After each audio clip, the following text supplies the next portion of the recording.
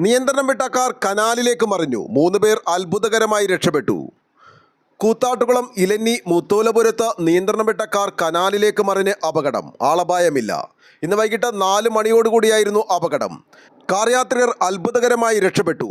കാറിലുണ്ടായിരുന്ന 3 പേരെ നാട്ടുകാരും വഴിയാത്രക്കാരും ചേർന്നാണ് രക്ഷപ്പെടുത്തിയത്. മറ്റൊരു വാഹനത്തിന് സൈഡ് കൊടുക്കുന്നതിനിടെയാണ് കനാലിലേക്ക് കാർ മറിഞ്ഞത്. നിറയെ വെള്ളമുണ്ടായിരുന്ന കനാലിൽ വീണ ഉടനെ തന്നെ കാർ ഒഴുകി നീങ്ങി. കൂത്താട്ടുകുളം ഫയർഫോഴ്സും ഉടൻ സ്ഥലത്തെത്തി.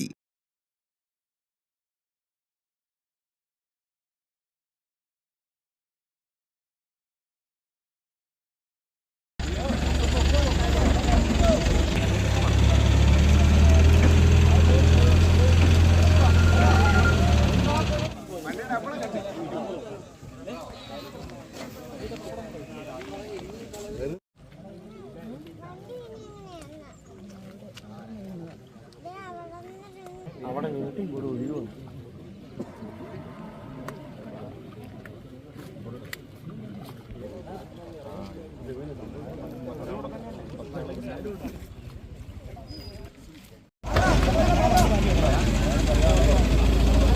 പൊക്കിയാൽ മതി.